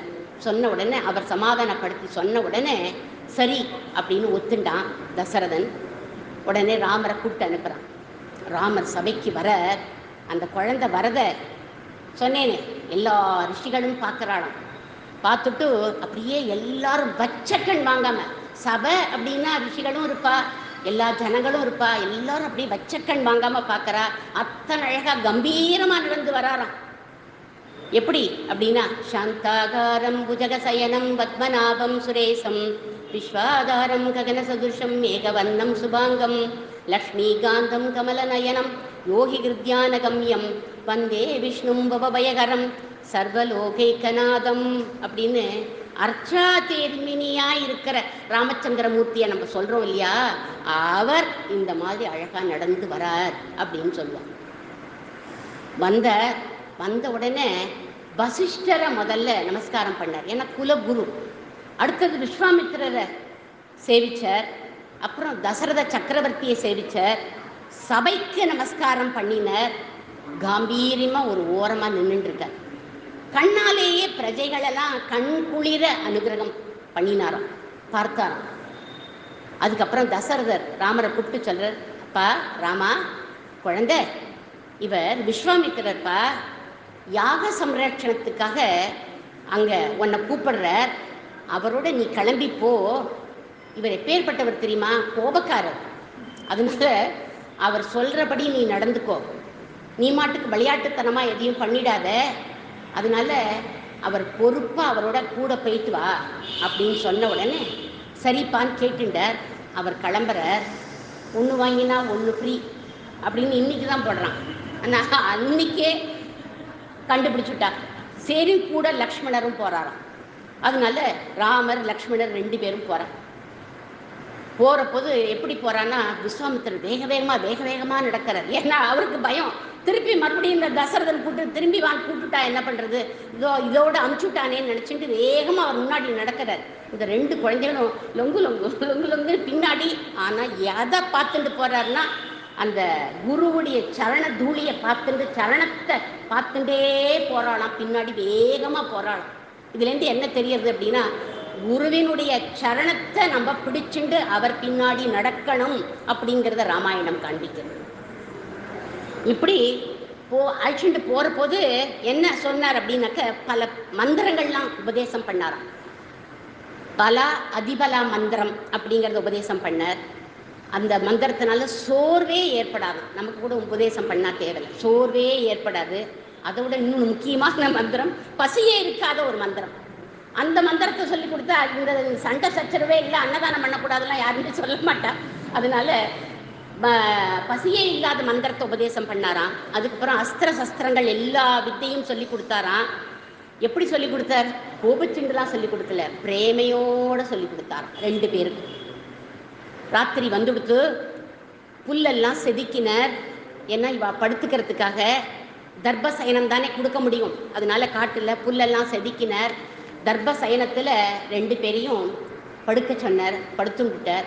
ஆனால் இந்த இடத்துல சொல்லுவா, காலம்பரை அவர் எழுந்து பார்க்குற போது லக்ஷ்மணரை காணுமா. ஏன்னா லக்ஷ்மணர் ஆதிசேஷனாக இருந்தாராம், அவர் மேலே ராமர் படுத்துட்டு இருந்தார் அப்படின்னு சொல்லுவா. ஆனால் இவர் பார்த்தாருன்னு சொல்லுவா. இவ 2 பேரும் அங்கே படுத்துட்டான். படுத்துட்ட உடனே அடுத்த நாள் காலம்பரை இவர் படுத்துட்டாரே அப்படின்னோடனே, சரி குழந்தைகள் படுத்துட்டாச்சு அப்படின்னு எழுந்து போகலையாம். கௌசல்யா இருந்தால் என்ன பண்ணுவா அப்படின்னா, குழந்தைகள்லாம் தூங்கி போயிட்டா அப்படின்னு அவ போயிடுவா எழுந்து. ஆனால் இவர் ஒரு ரிஷி, ஒரு ஓரமாக உட்காந்து தியானம் பண்ணிகிட்டே இருப்பா இல்லையா ரிஷிகள்லாம். அதனால ஓரமாக உட்காண்டிருக்கார். அங்கே தியானம் பண்ணுற போது பரபிரம்மத்தை தரிசனம் பண்ண போகிறோன்னு நினச்சிட்டு தியானம் பண்ணுவா அவள்லாம், ரிஷிகள்லாம். ஆனால் இன்னைக்கு அந்த பரபிரம்மம் எதிர்ப்பறையே படுத்துன்னு இருக்கிற போது யாராவது தியானம் பண்ணுவாளா? அசடுன்னா தியானம் பண்ணும். அதனால தியானம் பண்ணாமல் அந்த குழந்தைய கையால் தட்டி கொடுத்து அழகாக பார்த்துட்டே, முதுகை தட்டி கொடுத்து தியானம் பண்ணிட்டு அவரையே பார்த்துட்டு லாலி பாடிட்டு உட்காண்டிருக்கார் அப்படிங்கிறார் வால்மீகி ஸ்லோகத்தில். குசிக சுதப சோனு லாலிதாப்பியாம் அப்படிங்கிறார். ராமனும் அதுக்கப்புறம் அழகாக தூங்க பண்ணுறார் லாலி பாடி. அதுக்கப்புறம் உட்காந்துருக்கிற போது இவருக்கு என்ன தோன்றதுன்னா, ராமான்னு இந்த வசிஷ்டர் பேர் வச்சிருக்காரு. ஏன்னா வசிஷ்டர் கண்டாதான் இவருக்கு ஆகாது. அவர் போய் இந்த மாதிரி பேர் வச்சுட்டாரே, நம்ம இந்த பேரை மாற்றிடுவோம், நம்ம வேற பேரை கூப்பிடுவோம், அவர் சொன்ன ராமான் நான் கூப்பிடணும் அப்படின்னு நினச்சிண்டு சல்லடை போட்டு சலிக்கிற ஒரு பேர் கூட வரல. அந்த ராமாங்கிற பேர் தான் இருக்கிறதுலையே ரொம்பவே நன்னா இருக்கு, ரொம்ப அழகா பேர் வச்சுட்டார் வசிஷ்டர்னு. அப்போ அவருக்கு ஒரு சர்டிஃபிகேட் கொடுத்தாராம். ரொம்ப மானசீகமா அவரை வாழ்த்தினாராம். வசிஷ்டர் எப்படி தெரியுமா பேர் வச்சார்? அதை வால்மீகி ஒரு ஸ்லோகத்தில் சொல்ற. ஓம் நமோ நாராயணாய அப்படிங்கிற அஷ்டாட்சர மந்திரம். அந்த மந்திரத்திலேருந்து ஓம் நமோ நாரா ரா அப்படிங்கிற வார்த்தையை எடுத்துட்டாராம். ஓம் நமச்சிவாய அப்படிங்கிற பஞ்சாட்சரம், அதுலேருந்து மா அப்படிங்கிற எழுத்தை எடுத்துட்டாராம். ராமா அப்படின்னு சேர்த்து ராமான்னு பேர் வச்சாராம் வால்மீகின்னு ஸ்லோகம் இருக்கு பாருங்க. ஹரே அஷ்டாட்சரோ ரேபம் சிவ பஞ்சாட்சராத்மாம் பஞ்சாட்சராத்மாம் ஆதாய தாரகம் சக்கரே ராமநாம சதாசிவ அப்படின்னு வால்மீகி சொல்றது. ராமா அப்படின்னா என்ன தெரியுமா அர்த்தம்? ரமயதீதி ராமக அப்படின்னு அர்த்தம். அப்படின்னா ராமன் ஒரு அழகன் அப்படின்னு அர்த்தம். ரம்யமானவன், ஆனந்தத்தை கொடுக்க கூடியவன் அப்படின்னு அர்த்தம் ராம அப்படின்னா. அதனால்தான் நம்ம ஆண்டாள் கூட கனைத்திளம் கற்றருமே கன்றுக்கு இறங்கி நினைத்து முலை வழியே நின்று பால் சோர நனைத்தில்லம் சேராக்கும் நற்செல்வன் தங்காய் பனித்தலை வீழனின் வாசல் கடைப்பற்றி சினத்தினால் தென்னிலங்கை கோமானை செற்ற ராமனுக்கு என்ன சொல்றான்? மனத்துக்கு இனியானை பாடவும் நீ வாய் திறவாய். மனத்துக்கு இனியான் இங்கேருந்து தான் எடுத்திருக்கா. ரமயதீதி ராமக, ராமன்னா இனிமையானவன், அதனால அவளும் மனத்துக்கு இனியான் அப்படின்னு எடுத்திருக்கா. ராத்திரி போது ஆயிடுத்து, க்ஷண நேரத்தில் போயிடுத்தான் அந்த ராத்திரி போது. ஆனால் அந்த அந்த பொழுது ரொம்ப சுகமாக இருந்ததுதான். விபாவரி அப்படிங்கிறவோ யார்? விபாவரி அப்படின்னா ராத்திரி தேவதை. அந்த ராத்திரி தேவதை அவளுக்கும் க்ஷண நேரத்தில் போயிடுத்தான், ஆனால் அவளுக்கும் சுகமாக இருந்தது அப்படிங்கிற. ஏன்னா அரண்மனையில் குழந்தைகள்லாம் தூங்குற போது அவளுடைய அழகை பார்க்க முடியாது இந்த விபாவரியால். ஏன் அப்படின்னா இருட்டை என்ன பண்ணிடுவா அப்படின்னா கற்பூர தீபத்தை ஏற்றி வச்சு இருட்டை அனுப்பி விட்டுருவா கௌசல்யை. அதனால அவளால் தரிசிக்க முடியாது குழந்தைகளை, அதனால இருட்டு வர முடியாமல் பண்ணிடுவா. ஆனால் இங்கே அந்த இருட்டு தேவதை என்ன பண்ணாலாம், ஆனந்தமாக குழந்தைகளுடைய அந்த 2 பேரையும் ஆனந்தமாக தரிசனம் பண்ணுறாளாம். விஸ்வாமித்திரருக்கு நன்றி சொல்லிட்டு போகிறாள். உங்களால் தான் எனக்கு இந்த பாக்கியம் கிடைச்சிது அப்படின்னு அவர்கிட்ட நன்றி சொல்லிட்டு போனாள். காலம்பரை ஆயிடுத்து. குழந்தைகளை எப்படி எழுப்பணும் அப்படிங்கிறதையும் சொல்லி கொடுக்கறது இந்த நம்ம ராமாயணம். நம்மளாம் எப்படி குழந்தைகள் எழுப்புறோம்? சனினே பிசாசே எழுந்துரு, நாழிகை எடுத்து பஸ் வந்து கொடுத்து தலையில் தண்ணியை கொட்டிடுவேன் அப்படின்னு நம்மளாம் எழுப்புவோம். குழந்தைகளை திட்டி எழுப்புவோம். அப்படி எழுப்பக்கூடாதான். இனிமையாக மங்களகரமான சொற்களை சொல்லி நல்ல வார்த்தைகளை சொல்லி எழுப்பணும் அப்படின்னு சொல்கிறது ராமாயணம். இவர் எழுப்புறது தான் ஜகத் பிரசித்தி ஆயிடுது இந்த காலத்தில். என்ன ஜகத் பிரசித்தி ஆயிடுது? எப்படி எழுப்பினர்? கௌசல்யா சுப்ரஜா ராம பூர்வா சந்தியா பிரவர்த்ததே உத்திஷ்ட நரசாதூல கர்த்தவ்யம் தெய்வமான்மிகம் அப்படின்னு எழுப்புறார். விஸ்வாமித்திரருக்கு எழுப்பக்கூடிய பாக்கியத்தை கொடுக்கணுங்கிறதுக்காகத்தான் ராமர் தூங்கின்றிருந்தார் அப்படின்னு கிருஷ்ணபிரேமி மகராஜ் இந்த இடத்துல சொல்லுவார். அவருக்கு அந்த பாக்கியத்தை கொடுப்போமே அப்படின்னு. கௌசல்யா தேவி டெய்லி பார்க்குறாளே இந்த குழந்தைய, எழுப்புறாளே, அவள் எப்பேற்பட்ட பாக்கியசாலிங்கிறதுக்காக முதல் வார்த்தை என்ன போட்டார்? கௌசல்யா சுப்ரஜா ராமா. சுப்ரஜா ராமான்னு எழுப்பியிருக்கலாம், ஆனால் கௌசல்யக்கு அந்த பாக்கியம் கிடைச்சிருக்கேங்கிறதுக்காக கௌசல்யா சுப்ரஜா ராமா அப்படிங்கிற வார்த்தையை போட்டு எழுப்புறாராம். அவளுடைய பேரை சொல்லி எழுப்புறாராம். உத்திஷ்ட நரசாதுல, நரசிம்மமே எழுந்து வாப்பா, சந்தியாவந்தனம்லாம் பண்ணணுமே எழுந்து வாப்பா அப்படின்னு சொல்லலை. தினமும் எங்கேயோ இருக்கிற பரபிரம்மத்தை நினச்சிட்டு நான் அர்க்கியம் விடுவேன். இன்னைக்கு என் முன்னாடி அந்த பரபிரம்மம் இருக்கு, நான் அர்க்கியம் விட போறேன் பாரு அப்படிங்கிறதுக்காக உத்திஷ்ட நரசாதுலன் எழுப்பினார். அவரை எழுப்பி அர்க்கியம் விடுன்னு சொல்லலை, நான் அர்க்கியம் விட போறேன் நீ பாரு அப்படின்னு சொல்றதுக்காக உத்திஷ்ட நரசாதுல அப்படின்னு. ஏன் இங்க உத்திஷ்ட அப்படிங்கிற வார்த்தை போட்டிருக்காரு அப்படின்னா, இங்க அவர் நரனா அவதாரம் பண்ணியிருக்க, ஒரு மனிதனாக அவதாரம் பண்ணியிருக்க. நீ வழிகாட்டியா இருக்கணும் எல்லாருக்கும், நீ எதை செய்யறியோ அதைத்தான் எல்லாரும் ஃபாலோ பண்ணணும், அதனால நீ எழுந்துரு உத்திஷ்ட இப்படின்னும் நம்ம வியாக்கியானம் பண்ணலாம். இது கர்த்தவியம் தெய்வமான்மிகம். என்னென்ன கர்த்தவியம் உண்டோ, என்னென்ன காரியங்களை நம்ம பண்ணணுமோ எழுந்த உடனே அதை பண்ணணும்ப்பா, எழுந்துரு அப்படின்னு சொன்னார். குழந்தைகளும் எழுந்துட்டு வந்தா எல்லா காரியங்களும் என்னெல்லாம் பண்ணணுமோ அந்த சந்தியாவந்தனம் என்னெல்லாம் அனுஷ்டானம் உண்டோ எல்லாத்தையும் முடிச்சுட்டு வந்த உடனே அவளை அழைச்சிட்டு எங்கே போகிறார் அப்படின்னா தாடக வனத்துக்குள்ளே போகிறார். மனுஷனுடைய வாசனை பட்டுடுத்து அந்த தாடகைக்கு அப்படியே கர்ச்சனை பண்ணிட்டு வந்துட்டா. அவளை வதம் பண்ணு ராமா அப்படின்னு. பொண்ணா இருக்காளே அப்படின்னு யோசிச்சார் ராமர். உடனே விஸ்வாமித்திரர் சொல்கிறார், அவள் பெண்ணே இல்லை, அச்சம் மடம் நாணம் எதுவுமே இல்லாதவள் அவள் அரக்கி, அதனால நீ வதம் பண்ணலாம் அப்படின்னார். கிருஷ்ண பரமாத்மாவும் முதல்ல யாரை வதம் பண்ணினார் தெரியுமா? பூதனையை தான், அரக்கியை தான் வதம் பண்ணார் ஃபர்ஸ்ட். சரின்னு பானத்தை தொடுத்த ராமர்.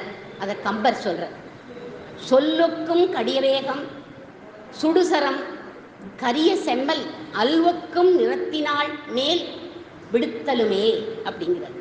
சொல் ஒக்கும் கடிய வேகம், சொல்ல விட வேகமா அந்த டிராவல் பண்ணித்தான் அந்த அம்பு.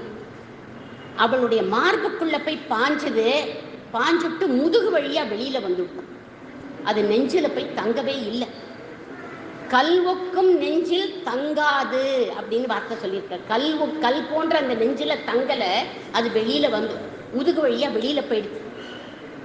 ஆனா ராமருடைய பானம் யாருக்கு தங்கித்து, நெஞ்சில வந்து தங்கித்து அப்படின்னா வாலிக்கு தங்கித்தான் அந்த பானம். பான பிரயோகம் பண்ண போது வாலி அதை பார்த்தானா, அதை பிடிச்சு பார்க்கறான். அந்த அம்புல ராமா அப்படின்னு எழுதியிருக்கு. பார்த்த உடனே அந்த பார்த்தான், மும்மைசால் உலகுக்கெல்லாம் மூல மந்திரத்தை அப்படிங்கிறார் கம்பர். அந்த மூல மந்திரமான ராம நாமத்தை அவன் பார்த்தான் அப்படிங்கிறார். இந்த மும்மைசால் உலகுக்கெல்லாம் மூல மந்திரத்தை, இந்த வரிகளை தான், இந்த வரிகள் இந்த கம்பராமாயண பாசுரத்தை தான் எடுத்து நேத்திக்கு ரங்கநாதருடைய சபையில கம்பராமாயணம் பாடினா இல்லையா, சிக்கல் குருச்சரன் பாடினா, இந்த இதை தான் எடுத்து பாடினான். நான் அதை கேட்டேன். இந்த மும்மைசால் உலகுக்கெல்லாம் மூல மந்திரத்தைன்னு சொல்லி இந்த ராமாவை சொல்லி, அந்த ராமாவை ரொம்ப நன்னா நிரம்பி பாடினா. நமக்கே அந்த ராம நாமத்தை கேட்குற போது உள்ளமெல்லாம் உருகிட்டு மோடி அப்படி கண்ணை மூடின்னு உட்காந்துருந்தார் அந்த ராம நாமத்தை கேட்டு.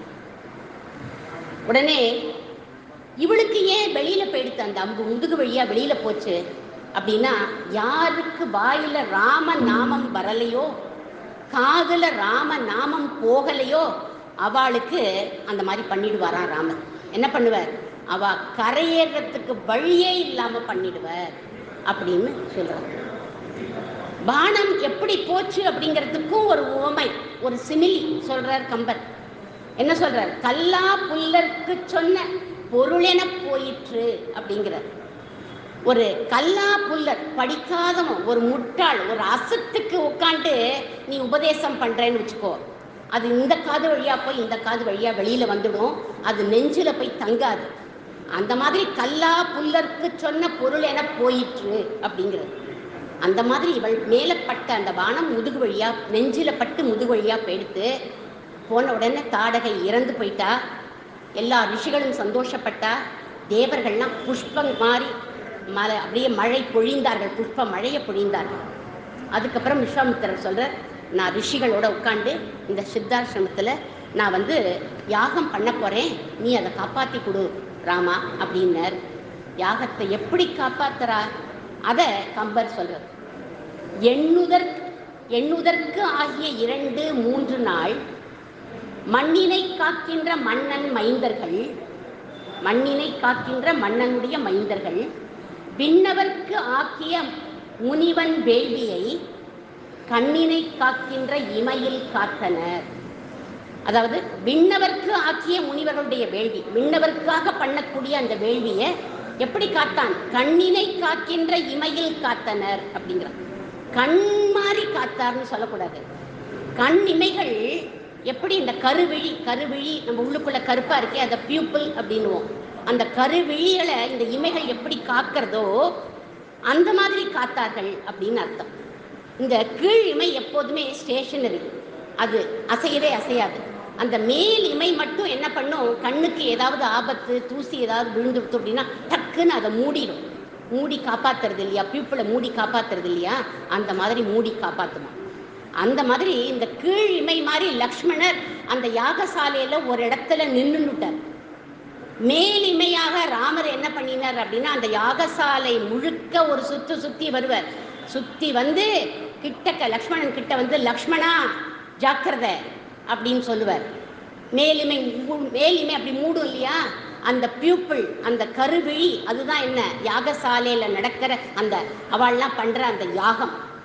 அப்படி லக்ஷ்மணா ஜாக்கிரதைன்னுவர். திருப்பி மறுபடியும் ஒரு சுத்துவர், லக்ஷ்மணா ஜாக்கிரதை அப்படின்னுவர். இப்படி அந்த யஜ்ஞம் நடக்கிறது. அந்த யஜ்ஞம் அக்னி நேத்திரத்துக்கு சமம் அப்படின்னு சொல்லுவார். இப்படி கண்ணினை காக்கின்ற இமையில் காத்தார் அவ 2 பேரும். அப்படி காத்துட்டே இருக்கிற போது கூட திடீர்னு ராட்சசாலாம் வந்துட்டாளாம். பானங்களை அவள்லாம் வர்ஷிச்சா. சுபாகுவை பொசுக்கிட்டார், மாரீச்சனை துரத்திட்டார், மற்றவாளெல்லாம் பறக்க அடிச்சுட்டார்.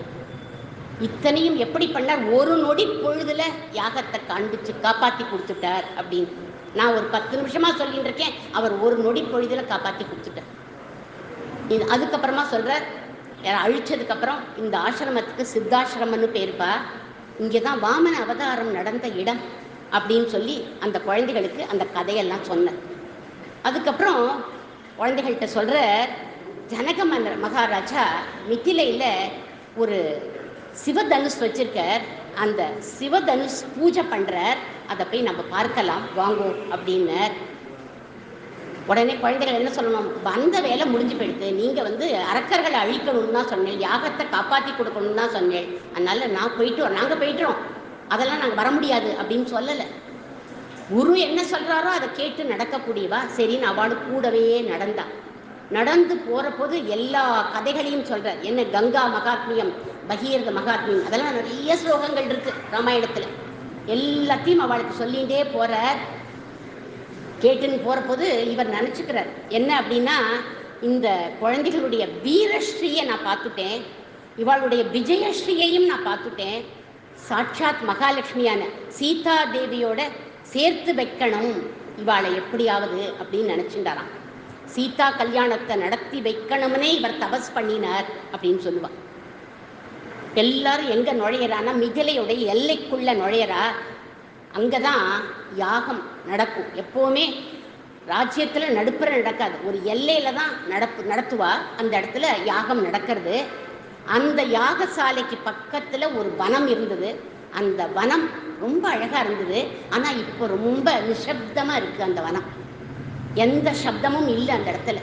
உடனே ராமர் கேட்குறாரு, இது என்ன வனம், இவ்வளவு அழகாக இருக்கே, ஆனால் இப்போ யாருமே இல்லாத மாதிரி இருக்கே அப்படின்னு கேட்ட உடனே, இது கௌதமருடைய வனம் அப்படின்னு சொன்னார். இது என்ன இடம் கேட்ட உடனே, அகல்யா தேவியோட கௌதமர் இங்கே இருந்தார். இந்த அகல்யா தேவியோட கதையை எடுத்து சொல்கிறார். என்ன சொல்கிறாருன்னா, இந்த அகல்யை ரொம்ப அழகாக இருப்பா, அவளை கல்யாணம் பண்ணிக்கணும்னு இந்திரன் என்ன பண்ணினான்னா, இவளை எப்படியாவது கெடுத்துடணும், அவள் 2 பேரும் தம்பதிகளாக இருந்தா, அவளை எப்படியாவது கெடுத்துடணும் அப்படிங்கிறதுக்காக அவன் என்ன பண்ணான், கௌதமருடைய வேஷத்தில் அவளை கெடுத்துட்டான். இதை தெரிஞ்சு போயிடுத்து கௌதமருக்கு. அதனால அவனை இந்திரனை சபிச்சுட்டார். எப்படி சபிச்சார் அப்படின்னா, நீ காம வேட்கைக்கு ஆசைப்பட்டு தானே இவகிட்ட நீ வந்த, அதனால உன்னுடைய உடம்பு பூரா 1000 பெண் குறிகளாக போயிடட்டும் அப்படின்னு சபிச்சுட்டான். உடனே அவன் அழ ஆரம்பிச்சுட்டான். பெண் குறிகளாக போயிட்டா எப்படி அவன் வெளியில் தலை காட்ட முடியாதே, அதனால அவன் அழறான், என்னை மன்னிச்சுடுங்கோ அப்படின்னு. சரி, அந்த 1000 பெண் குறிகளும் என்னென்னா 1000 கண்களாக மாறிடட்டும் அப்படின்னு 1000 கண்களாக மாறிடுத்து. ஆனால் இன்னைக்கும் இந்திரன் என்ன பண்ணுவான், போத்திண்டு தான் சபைக்கு வருவான். ஏன்னா 1000 கண்களாக அவனுக்கு இருக்கும். அகலியை சபிக்கணும் இல்லையா, அவளை சபிக்கலை, சபிக்கிறது போல அனுகிரகம் பண்ணிட்டார் அவளுக்கு. ஏன்னா எவ்வளவு தைங்கிரியம் எனக்கு பண்ணியிருக்காயோ அப்படிங்கிறதுக்காக அதை சொல்கிறார். அதுர்சிய சர்வபூதானாம் ஆசிரமே அஸ்மின் வசிஷ்யசி. யார் எப்படி சபிச்சார் அப்படின்னா, எப்படி அனுகிரகம் பண்ணார் அப்படின்னா, யார் கண்ணுக்கும் தெரியாமல் போக கடவுது. அதாவது கல்லா உட்காரல, யார் கண்ணுக்கும் அவள் தெரிய மாட்டான், அவ்வளவுதான். யாராவது கண்ணுக்கு தெரிஞ்சால், ஏற்கனவே இந்திரன் இந்த மாதிரி பண்ணிட்டு போயிட்டான், மற்றவாளும் அதே மாதிரி அவளை அனுபவிக்க வந்துடுவாளே, அவளுக்குன்னா ஆபத்து, அதனால யார் கண்ணுக்கும் தெரியாமல் போக கடவுது அப்படின்னு சொல்லிட்டார். அவ அழறா, இந்த மாதிரி சொல்லிட்டேலே, எனக்கு என்ன, எனக்கு விடிமோட்சமே கிடையாதான்னு கேட்ட உடனே தன்னோட ஞான திருஷ்டியில் பார்த்துட்டு சொல்கிற, ராமன்னு வருவர் இந்த இடத்துல, அவருடைய பாத தூளி பட்டு உன்னோட சாபம் நீங்கி போயிடும் அப்படின்னார். அவர் சொல்லிட்டு அவர் என்ன பண்ணிட்டார், இவள் வேற ஒரு இடத்துக்கு போய் தபஸ் பண்ண உட்காந்துட்டார். இவள் யாரோட கண்ணுக்கும் தெரியாமல் அப்படியே புழுதி படிஞ்சு உட்காண்டிருக்கா. வெறுமை உட்காரல, ராமர் வருவார்னு சொல்லிட்டு போனா இல்லையா, ராம நாம ஜபம் பண்ணிட்டே உட்காண்டிருக்காள். ஆனால் வரதமும் ராமநாம ஜபம். முதல்ல இவள் தான் ராமநாம ஜபம் பண்ணினவள். கௌசல்யை விட இவள் ரொம்ப ஒசத்தி. ஏன், கௌசல்யை 12 மாசம்தான் கர்ப்பத்தில் சுமந்தா ராமனை. ஆனால் கௌதமர் சபிச்சானிலேருந்து ஹிருதயங்கிற கர்ப்பத்தில் இவள் ராமனை சுமந்துட்டு இருக்காள். அதனால இவள் ரொம்ப ஒசத்தி அப்படின்வா. அப்போ அந்த சமயம் ராமர் வந்த உடனே இது விஸ்வாமித்திரருக்கு தெரியும். அதனால ராமரை கூட்டுண்டு வர, ஒன்னால தான்ப்பா அவனுடைய சாபம் நீங்கணும் அப்படின்னு அவளுடைய பாத தூளி அவள் மேலே பட்டுது. காலை தூக்கி வைக்கல, பாத தூளி தான் அவள் மேலே பட்டுது. பட்ட உடனே அவளுடைய சாபம் நீங்கி போயிட்டு முதல்ல யாருக்கு தெரிஞ்சா அவோ அப்படின்னா ராமருக்கு தான் தெரிஞ்சாலும். ராமர் எப்படி பார்த்தார் அவளை அப்படின்னா கௌசல்யா மாதாவை பார்க்குற மாதிரி பார்த்தார். உடனே அவளை விழுந்து நமஸ்காரம் பண்ணாராம். ராமர் நமஸ்காரம் பண்ணாராம், அவள் நமஸ்காரம் பண்ணல, ராமர் நமஸ்காரம் பண்ணார். ஏன்னா கௌசல்யா மாதாவை பார்க்குற மாதிரி பார்த்ததுனால அம்மா அப்படின்னு கூப்பிட்டு நமஸ்காரம் பண்ணாராம். இதுதான் பிரபு ராமருடைய அதோஷ தர்சனம் அப்படின்னு சொல்லுவோம். அது என்னது அதோஷ தர்சனம்? யாருக்கிட்டையுமே தோஷம் பார்க்காதவர் அப்படின்னு அர்த்தம். அவ சொல்றா, என்ன வாழ வச்சுட்டு என் காலில் நீங்க விழறே, இப்படி ஒரு தெய்வம் உண்டா அப்படின்னு கேட்குறா. நான் பாப்பின்னு என்னை நொந்துட்டு இருந்தேன், இனிமே நான் தலை நிமிர்ந்து நடப்பேன் அப்படிங்கிறா. கைகளை குமிச்சுட்டு அவர் சொல்றார். கஷ்டம்னு நமக்கு வந்தா அதை போக்கக்கூடியவர்கள் யாருன்னா ரெண்டு பேர் தான் கஷ்டத்தை போக்குவா. ஒன்று பகவான், இன்னொருத்தர் ஆச்சாரியர். இங்கே ஆச்சாரியனா யார் வந்துட்டான்னா விஸ்வாமித்திரர் வந்துட்டார். அதனால விஸ்வாமித்திரர் எம்பெருமான் சொல்லி அவளுடைய சாபத்தை போக்கிட்டார். எப்பேற்பட்ட அனுகிரகம் பண்ணிட்டார் பாருங்க விஸ்வாமித்திரர். என்ன பண்ணினார், என்ன அனுகிரகம் பண்ணிட்டார் அப்படின்னா பதிவிரதைகள் லிஸ்டில் இவளை கொண்டு போய் சேர்த்துட்டார். 6 பேர் பதிவிரதைகள். அவளை காலம்பரை நம்ம நினச்சிக்கணும்னு சொல்லுவாள். மண்டோதரி, சீதை பதிவிரதை, மண்டோதரி பதிவிரதை, தாரை பதிவிரதை. அவளுடைய இடத்துல அகல்யை 4ஆவதாக கொண்டு போய் சேர்த்துட்டார். அதனால இந்த பதிவிரதை லிஸ்ட்ல அவளை கொண்டு போய் சேர்த்துட்டார். அப்பேற்பட்ட அனுகிரகம் பண்ணிட்ட நம்ம ஆச்சாரியன் விஸ்வாமித்திரர்.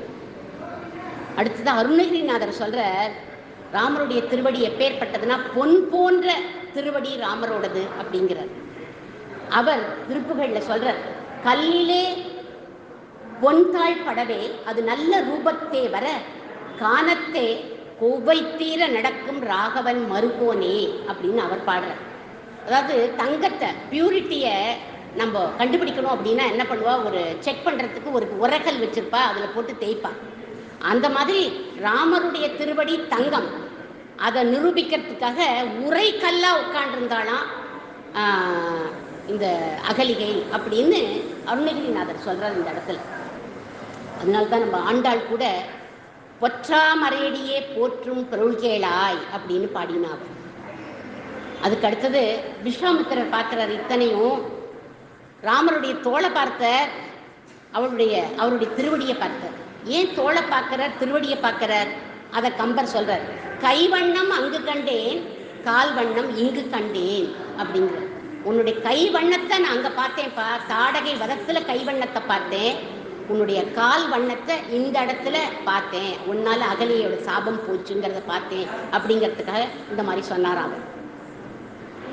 உடனே கௌதமர் 2 பேர் எல்லாரும் திரும்பி வரா. அதாவது உடனே இதை பார்த்துட்டே இருந்தா. இதெல்லாம் இவர் அகலிகை ராமரோட பேசுறத பார்த்துட்டார். ஞான திருஷ்டியில கௌதமர் எங்கேயோ உட்காண்டிருக்கார். பார்த்துட்டு உடனே ஓடி வந்துட்டார். அங்க மறைஞ்சார், இங்க தோன்றி 2 பேருமா ராமருக்கு பூஜை பண்ணினான். பூஜை பண்ணி பிரிஞ்சவாளை சேர்த்து வச்சார் அவர் அப்படின்னு சொல்லப்படுறது. அடுத்ததா கடைசியா இப்பதான் கல்யாணத்துக்கு நம்ம வரப்போறோம். 1 மணி நேரம் ஆயிடுச்சு. ஜனகர் மிதிலையில நுழையிற போது எப்படி நுழைஞ்சாருங்கிறத, ராமலக்ஷ்மணர்கள் மிதிலையில நுழையிறா, ஜனகர் பார்த்துட்டார். அவர் எப்படி பார்க்கிறார் அப்படிங்கிறத வால்மீகி சொல்றார்.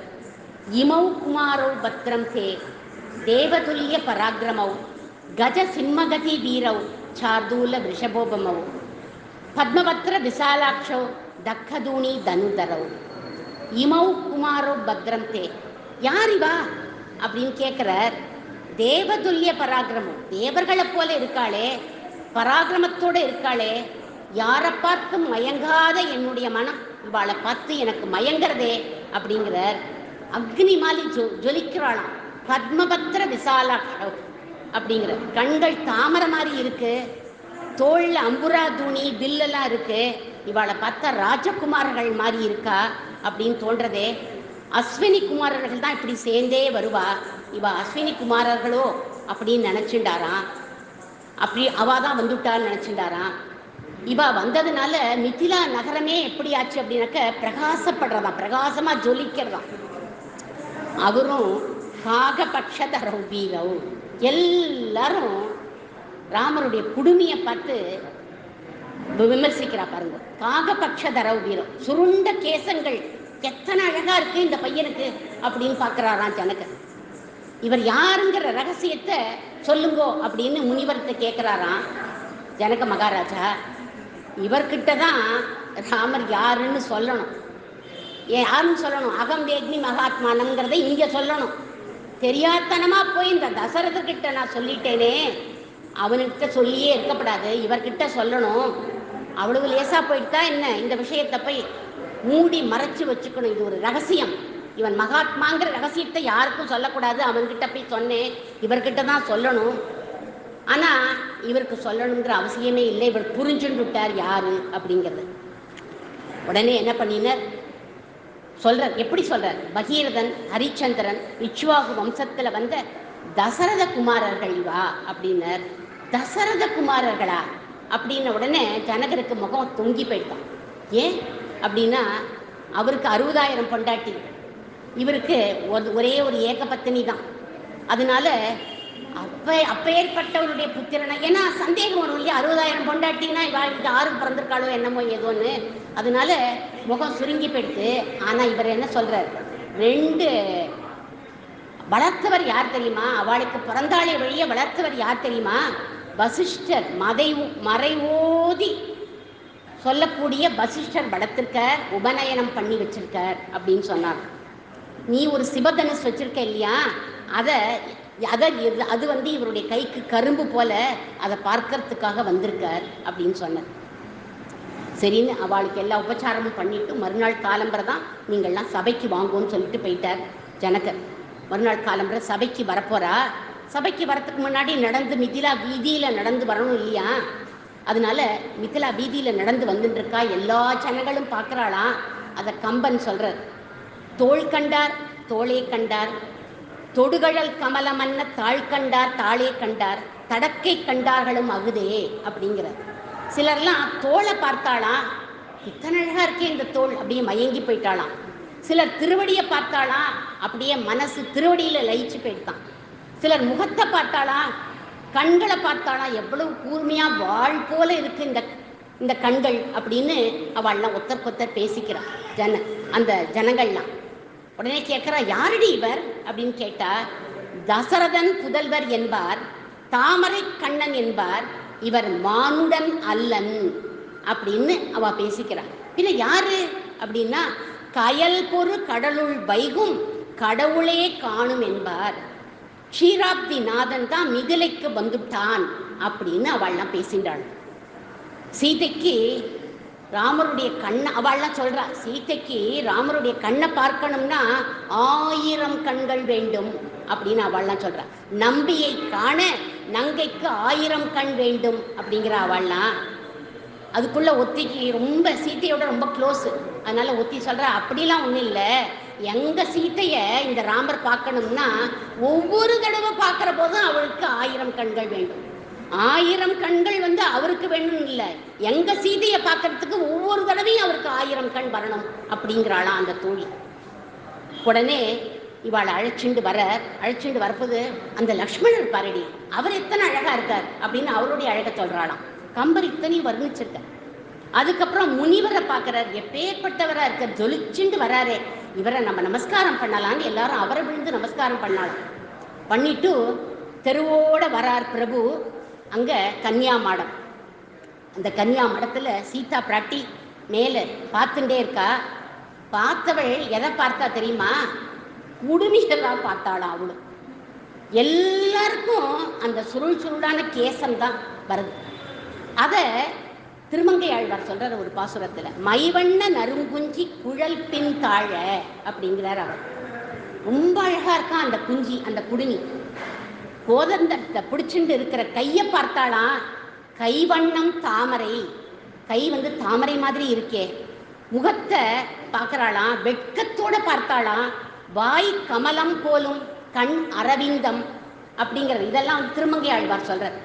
கண்ணை பார்த்தா சுருண்டு விழ வேண்டியதுதான், ஆனா எதையுமே பார்க்க முடியாம அவருடைய திருவடியில விழுந்துட்டாளாம் சீதா பிராட்டி. இருவராய் வந்தார் என் முன்னே நின்றார். 2 பேரா வந்தா, ஆனா இவர் ஒத்தர் தான் என் கண் முன்னாடி நிற்கிறார் அப்படின்னு அவர் சொல்றார். யார் இவர்? தேவர் என அஞ்சினேன், இவர் தேவரோ அப்படின்னு அஞ்சினேன் அப்படின்னு சீதா பிராட்டி பகவானை அனுபவிச்சத திருமங்கை ஆழ்வார் சொல்றார் இந்த பாசுரத்துல. கம்பரும் விட்டு கொடுக்கல. கம்பர் சொல்றார், கண்ணொடு கண்ணினை கவ்வி உணர்வும் ஒன்றிட அண்ணலும் நோக்கினாள் அவளும் நோக்கினாள். இந்த வார்த்தை ரொம்ப ஃபேமஸ். அண்ணலும் நோக்கினாள் அவளும் நோக்கினாள் அப்படின்னு. பிரிந்தவர் கூடினால் பேசவும் வேண்டுமோ அப்படின்னு கம்பர் சொல்றார். 2 பேரும் எங்க இருந்தா? க்ஷீராப்தியில இருந்தா. ராமர் அக்னியிலேந்து வந்தார், சீதை மண்ணிலேந்து வந்தார். 2 பேரும் ஆகாசத்தின் மூலமா பேசிக்கிறாளாம். எந்த பெண்ணையே நிமிர்ந்து பார்க்காத பிரபு ராமர் சீதையை பார்த்தார். அதனால அண்ணலும் நோக்கினான் அவளும் நோக்கினாள். சீதையும் பார்த்தா. அவளுடைய கண்கள் பிரபுவோட கண்களை பார்க்கல, பிரபுவோட தோளை பார்த்துதான். யாராலையுமே வளைக்க முடியாத சிவதனுச இவர் வளைக்க போறாரே அப்படின்னு தாயாருடைய கடாட்சம் ராமருடைய தோல்ல பட்டுடுத்து அப்படிங்கிறார்கள். ராமருடைய தோல்ல பட்டதுனாலதான் என்னாச்சு? தாயாருடைய கடாட்சம் பட்டதுனால்தான் அவரால் அந்த சிவதனுசை வளைக்க முடிஞ்சுது அப்படின்னு சொல்லுவார். அப்ப தாயாருடைய கடாட்சம் ராமருக்கே வேண்டி இருக்குன்னா நமக்கெல்லாம் தாயார் கடாட்சம் தான் ரொம்ப முக்கியம். சபைக்கு வந்துட்டா எல்லாரும். சிவதனுசு உடனே மித்திலா அரசன் சொல்ற, சிவதனுசு என்னுடைய முன்னோர்கள் பூஜை பண்ணியிருக்கா, இதை வளைக்கிறவாளுக்கு தான் என்னுடைய பெண்ணை நான் கொடுப்பேன் அப்படின்னர். தேவர்கள்லாம் வந்தா, யட்சர்கள்லாம் வந்தா, கிங்கரர்கள் வந்தா, ராவணனே வந்தான் முறிக்கணும்னு. அவனாலையும் முடியல. உடனே விஸ்வாமித்திரர் எல்லாரும் ஒவ்வொருத்தரையா தூக்கி பார்த்தா முடியல, போயிட்டா. விஸ்வாமித்திரர் ராமரை பார்த்து சொல்ற, வத்ச ராம தனு பஸ்ய அப்படின்னு. ராமா தனுஷை பாருன்னு தான் சொன்னார், வேற ஒன்றும் சொல்லலை. போய் தனுஷை பார்த்துட்டு வா அப்படின்னார். உடனே அப்படி கரும்பை தூக்கி நிறுத்தின மாதிரி நிறுத்திட்டாராம் ராமர். உடனே நான் ஏற்றினார். தனுஷனுடைய ஒரு பாகத்தை தன்னுடைய திருவடியில் அமைக்கின்று தானே நான் ஏற்ற முடியும். அதனால ஒரு பாகத்தை தன் திருவடியில் அமைக்கின்றார். மேல் பாகத்தில் கொண்டு போய் இந்த நாணை மாற்றணும் இல்லையா? அந்த மேல் பாகம் பார்த்துதான் நம்மோட பாகத்துல அவருடைய திருவடி படலையே அப்படின்னு நினைச்சுட்டு டக்குன்னு காலில் வந்து அது விழுந்து விட்டான். அதனால என்ன வார்த்தைப்படுறா? எடுத்தது கண்டனர், இற்றது கேட்டனர். அவர் எடுத்ததுதான் பார்த்தா, ஆனா முறிஞ்சதை எல்லாரும் கேட்டா அப்படின்னு சொல்லியிருக்கார். அப்படின்னா என்ன அர்த்தம்? அதுவே மேல இருக்கிற பாகம் முறிஞ்சு காலில் வந்து விழுந்து விட்டான். இவர் உடைக்கல, முறிக்கல. உடனே சிவபெருமானுக்கு ரொம்ப சந்தோஷப்பட்டார். ஏன்னா அவருடைய தனுஷ், அதனால ரொம்ப சந்தோஷப்பட்டார். சீதா பிராட்டி என்ன பண்ணினா, கையை கூப்பி பிரார்த்தனை பண்ணிண்டாள். என்ன பிரார்த்தனை பண்ணிண்டா பாருங்கோ. கனமில்லாம இருப்பா சிவதனுஷே, நீ அப்படி இருந்தேன்னா நான் 14 வருஷம் காட்டுல வந்து தபஸ் பண்றேன் அப்படின்னு அவ வேண்டி விட்டா. அதனாலதான் 14 வருஷம் காட்டுல போய் அவள் தபஸ் பண்ணினா. கூட ராமரோட நான் வருவேன்னு சொல்லி போனான் அப்படின்னு அவ வேண்டி விட்டா. உடனே ஜனகர் மாலையை தூக்கிண்டு ஓடி வர்றார், இவர் கழுத்துல போடணும் அப்படின்னு. ராமர் சொல்றார், க்ஷமிக்கணும், என்னுடைய குரு வில்ல முறிக்க சொன்னார், நான் முறிச்சுட்டேன். கல்யாணம் அப்படிங்கிறது எங்க அப்பா சொன்னாதான் நான் கல்யாணம் பண்ணிப்பேன் அப்படின்ட்டு. இந்த காலத்துலலாம் நாங்கள்லாம் எல்லாம் டிசைட் பண்ணியாச்சு, நாங்கள் கல்யாணமே ஆயிடுத்து எங்களுக்குன்னே வந்து நிற்கிறேன். அந்த மாதிரி இல்லை, எங்கள் அப்பா சொன்னாதான் நான் கல்யாணம் பண்ணிப்பேன் அப்படின்னு. உடனே தசரதருக்கு அசந்து போயிட்டார். இதை கேட்ட உடனே தசரதருக்கு செய்தி அனுப்பியாச்சு. தசரதர் மற்ற 2 புத்திரர்களையும் அழைச்சிட்டு வர, கோலாகாலமாக கல்யாணம் நடக்கிறதான். சீத்தை எப்படி இருக்கா அப்படிங்கிறத மின்னல் கொடி போல இருக்காளாம் அந்த தேவி. அதை ஹிரண்யவர்ணாம் ஹரிணீம் அப்படின்னு சொல்லுவாளியா, அந்த மாதிரி இருக்காளாம். ஸ்வர்ண காந்தி அடிக்கிறது தேவியுடைய திருமேனியில. சுகந்தமான கருமையோட கூடிய கேசம், அவளுக்கு கருமையோடு கூடிய கேசம், இவருக்கு மைவண்ண நறுங்குஞ்சி. சூரிய பிரபை, சந்திர பிரபை, புஷ்பவங்கி எல்லாம் வச்சு அழகா ஜட அலங்காரம் பண்ணிண்டு. ஜட அலங்காரம் ரொம்ப முக்கியம். அழகா நீளக்க பின்னி ஜட அலங்காரம் பண்ணிட்டு வரா. இந்த காலத்துல கல்யாண பெண்கள் ஜட அலங்காரமே பண்ணிக்கிறது கிடையாது. வெறும் விரிச்ச தலையில தான் நின்றுட்டு அவ தாலி கட்டிக்கிறான். ஜட அலங்காரங்கள்லாம் பண்ணிட்டு காதுகள்ல குண்டலம், பிரசன்ன முகம், நெற்றியில திலகம், கண்ணுக்கு மைத்திட்டி, பவழம் போன்ற உதடு, முத்து பற்கள், குழைகின்ற கண்ணம், சிரிச்ச முகம், கழுத்துல ஆபரணங்கள், கைகள்ல மோதிரம், கால்கள்ல நூபுரம், கால்ல கொலுசு, கலீர் கலீர்னு ஒலிக்கிறது. சர்வாலங்கார பூஷிதியா ஹம்ச பக்ஷி நடந்து வர மாதிரி சீதா பிராட்டி நடந்து வந்தாளாம். ஜனகர் சீத்தையுடைய கையை எடுத்து ராமருடைய கையில கொடுத்து சொல்ற, இயம் சீதா மம சுதா சகதர்ம சரிதவ பிரதீட்ச சைனாம் பத்ரம் தே பாணிங்கிருஹ்னீஷ பாணினாம் அப்படிங்கிறார்.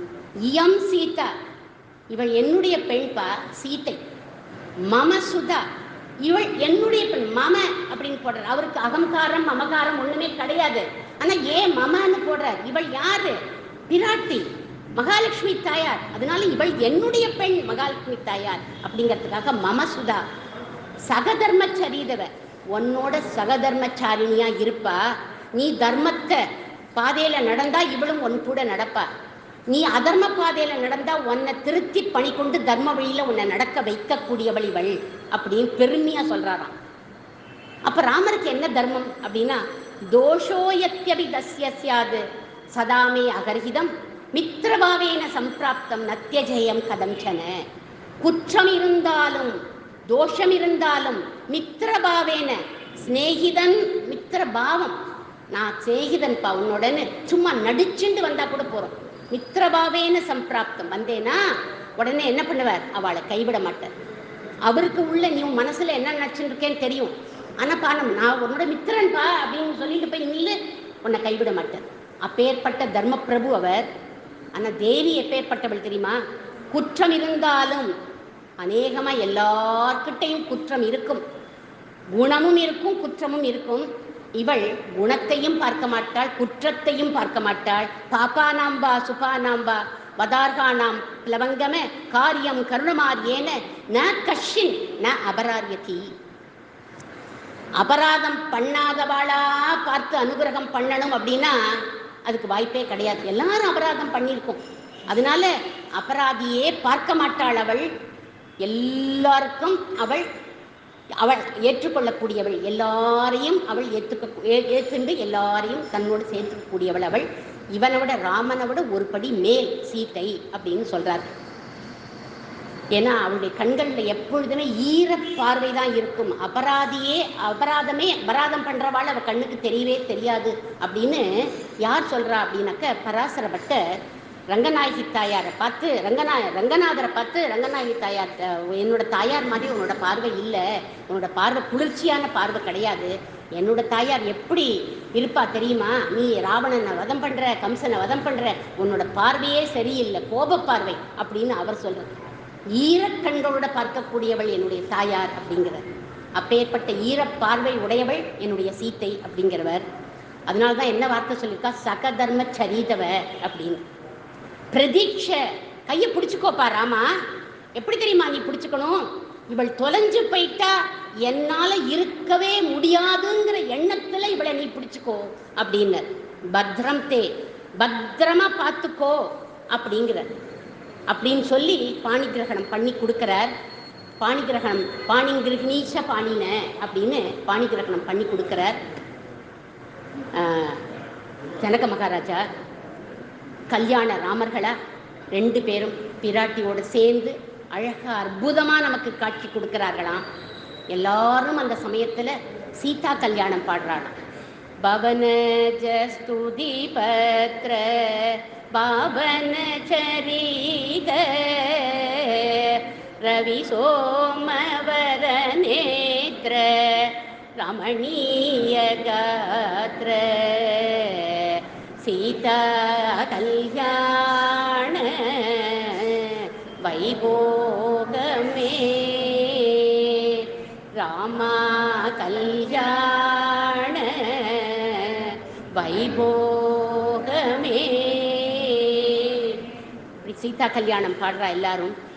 சீதா ராகவன் நம்ம எல்லாருக்கும் எல்லா சௌபாக்கியங்களையும் அருள வேணும் அப்படின்னு பிரார்த்தித்து இந்த வாய்ப்பை அடியேனுக்கு நல்கிய மயிலை வைதிக மகாஜன சபா நிர்வாகிகளுக்கு அடியேனுடைய கிருதஜையை தெரிவிச்சுண்டு பொறுமையாக கேட்ட உங்களுக்கும் அடியேனுடைய நன்றியை தெரிவிச்சுக்கிறேன். தவறாக ஏதாவது சொல்லியிருந்தால் க்ஷமிக்க பிரார்த்திக்கின்றேன். சீதாராமர்களுக்கு மங்களம் பாடி அமைவு. பவமான சுதடுபட்டு பாதார விந்தமுனகு நீநாಮ ರೂಪಮುನಗು ನಿತ್ಯ ಜಯ ಮಂಗಳ